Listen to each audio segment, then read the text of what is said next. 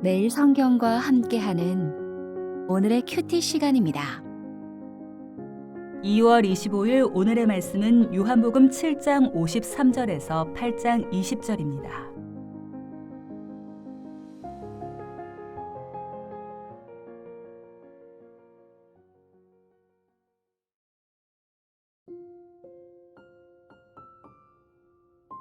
다 각각 집으로 돌아가고 예수는 감람산으로 가시니라. 아침에 다시 성전으로 들어오시니 백성이 다 나아오는지라. 앉으사 그들을 가르치시더니 서기관들과 바리새인들이 음행 중에 잡힌 여자를 끌고 와서 가운데 세우고 예수께 말하되, 선생이여, 이 여자가 간음하다가 현장에서 잡혔나이다. 모세는 율법에 이러한 여자를 돌로 치라 명하였거니와 선생은 어떻게 말하겠나이까? 그들이 이렇게 말함은 고발할 조건을 얻고자 하여 예수를 시험함이로라.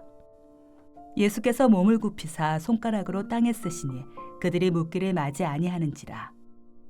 이에 일어나 이르시되, 너희 중에 죄 없는 자가 먼저 돌로 치라 하시고 다시 몸을 굽혀 손가락으로 땅에 쓰시니 그들이 이 말씀을 듣고 양심의 가책을 느껴 어른으로 시작하여 젊은이까지 하나씩 하나씩 나가고 오직 예수와 그 가운데 섰는 여자만 남았더라. 예수께서 일어나사 여자 외에 아무도 없는 것을 보시고 이르시되, 여자여, 너를 고발하던 그들이 어디 있느냐? 너를 정죄한 자가 없느냐? 대답하되, 주여, 없나이다. 예수께서 이르시되, 나도 너를 정죄하지 아니하노니 가서 다시는 죄를 범하지 말라 하시니라. 예수께서 또 말씀하여 이르시되, 나는 세상의 빛이니 나를 따르는 자는 어둠에 다니지 아니하고 생명의 빛을 얻으리라. 바리새인들이 이르되, 내가 너를 위하여 증언하니 내 증언은 참되지 아니하도다. 예수께서 대답하여 이르시되, 내가 나를 위하여 증언하여도 내 증언이 참되니 나는 내가 어디서 오며 어디로 가는 것을 알거니와 너희는 내가 어디서 오며 어디로 가는 것을 알지 못하느니라. 너희는 육체를 따라 판단하나 나는 아무도 판단하지 아니하노라. 만일 내가 판단하여도 내 판단이 참되니 이는 내가 혼자 있는 것이 아니요 나를 보내신 이가 나와 함께 계심이라.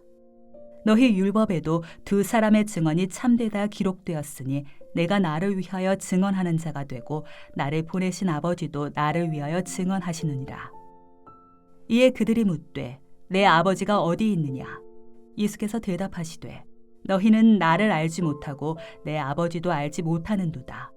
나를 알았더라면 내 아버지도 알았으리라.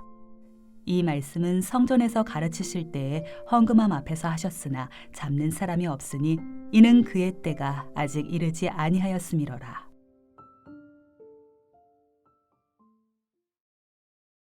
(2월 25일) 수요일 말씀은 요한복음 7장 53절에서 8장 20절까지의 말씀입니다. 오늘 본문은 크게 두 단락입니다. 하나는 가나바다 잡힌 여인 이야기고 또 다른 하나는 세상의 빛, 생명의 빛 되신 예수님의 선언입니다. 오늘 본문을 읽을 때 한 가지 안내가 필요합니다. 7장 53절에서 8장 11절의 가늠한 여인 이야기에는 여러분이 보시는 성경과 매일 성경에는 대관료가 그려진 것을 확인할 수 있으실 겁니다. 이 표시의 의미는 고대 사본들 중에는 이 이야기가 없거나 지금 이 위치에 있지 않거나 하는 등 다양함이 존재한다는 뜻입니다. 그러니 정경 과정에 고심과 신중함을 느낄 수 있는 표시입니다. 그리고 한편으로는 매우 솔직한 기호라고 생각됩니다. 그러나 확실한 것은 초대교회가 오래전부터 예수의 성품을 잘 보여주는 전승으로 존중하며 전해온 본문입니다. 정경 안에 들어온 본문으로 신중히 읽되 요한복음의 초막절 논쟁의 연장 속에서 그 의미를 분별하면 좋겠습니다. 우리는 어제 초막절 물의 의식과 관련된 생수의 강 이야기를 읽었습니다. 오늘 본문 두 번째 단락에는 초막절 빛의 의식과 상관 있는 세상의 빛이라는 예수님의 선언 이야기를 읽게 될 겁니다. 최종 편집자는 가늠하다 잡힌 이야기를 이 두 이야기 사이에 위치해 둔 목적이 있을 것입니다. 예수님은 죄인을 정죄하러 오신 분이 아니라 어둠 속 사람을 살리러 오신 빛이라는 겁니다.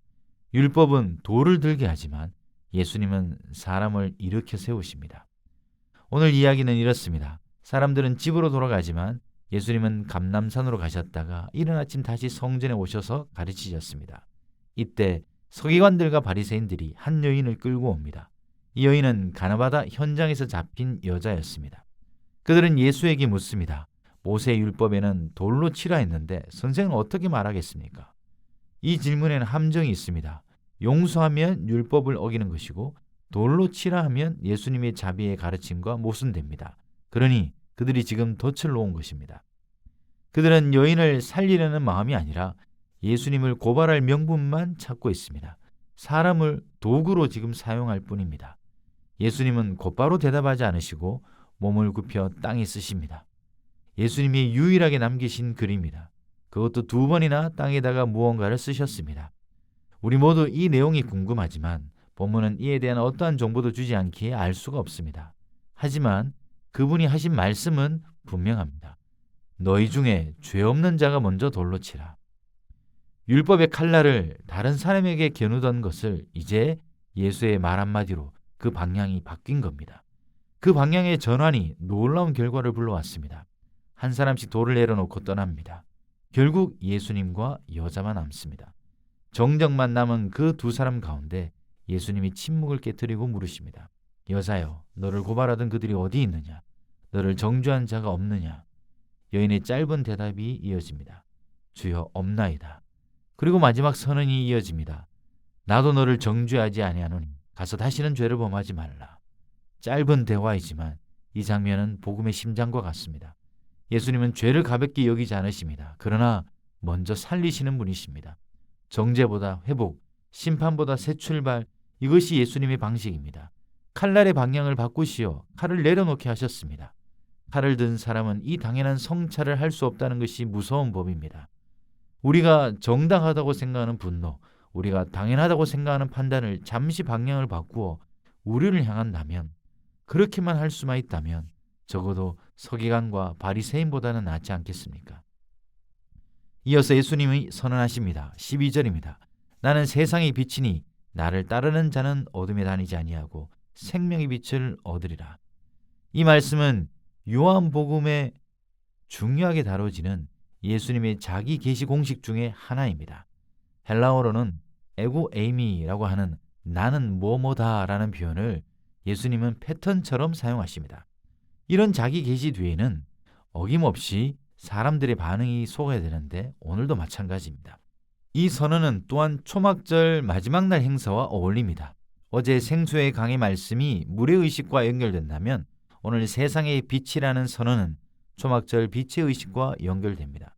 초막절의 의미가 그 모형의 의미를 다하고 있는 셈입니다. 믿는 자에게 그 배에 생수의 강이 흐르게 하시겠다고 하신 예수님은 오늘 본문에서 자신을 따르는 자에게 어둠에 다니지 않고 생명의 빛을 얻으리라 라고 선언하십니다.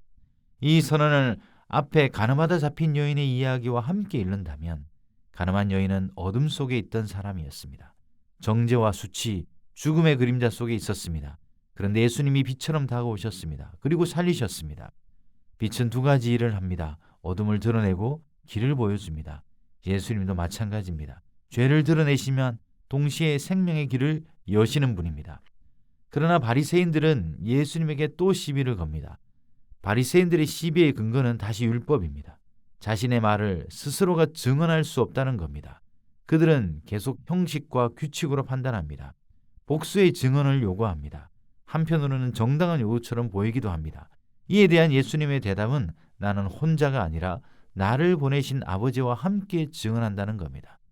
이번에도 그분의 근원에 대한 이야기를 하십니다. 문제는 증거 부족이 아닙니다. 문제는 하나님을 알지 못하기 때문에 일어납니다.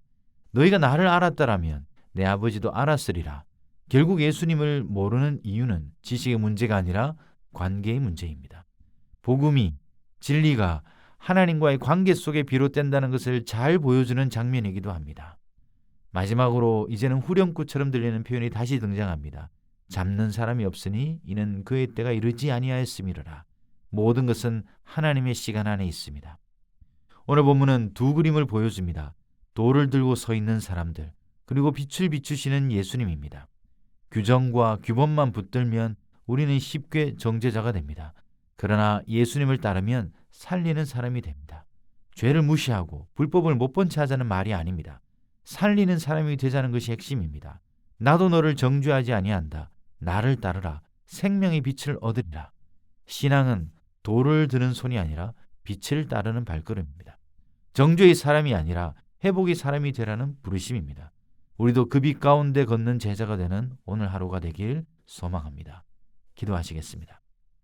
하나님 아버지, 우리가 쉽게 남을 정죄하는 자리에 서지 않기를 원합니다. 먼저 우리 자신의 죄를 돌아보게 하시고 하나님의 자비와 빛을 따라 사람을 살리는 생명의 빛을 따라가는 우리들 되게 하여 주시옵소서. 예수 그리스도의 이름으로 기도드립니다. 아멘.